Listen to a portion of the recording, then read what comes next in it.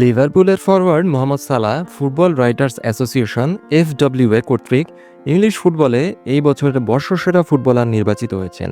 প্রায় 400 English football writer নিয়ে এই সংগঠন 1947-48 সিজন থেকে এই পুরস্কার দেয়া হচ্ছে। এই সিজনে মোহাম্মদ সালাহ একটি অসাধারণ ব্যক্তিগত মৌসুম উপভোগ করেছেন। সকল প্রতিযোগিতা মিলিয়ে তিনি 33টি গোল এবং 23টি অ্যাসিস্ট করেছেন এবং লিভারপুলের ইংলিশ প্রিমিয়ার লিগ শিরোপা জয়ে গুরুত্বপূর্ণ ভূমিকা পালন করেছেন।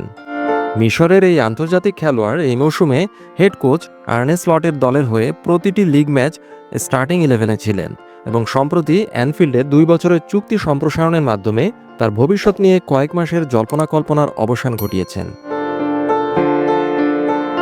এই নিয়ে তৃতীয়বারের মতো মোহাম্মদ সালাহ এই পুরস্কার জিতেছেন, যা ইংল্যান্ড জুড়ে শত শত সাংবাদিকের ভোটে নির্বাচিত হয়েছে।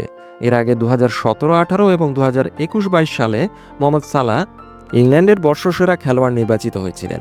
এর আগের 2 সিজনে জিতেছিলেন যথাক্রমে ফিল ফোডেন এবং আর্লিং হাল্যান্ড।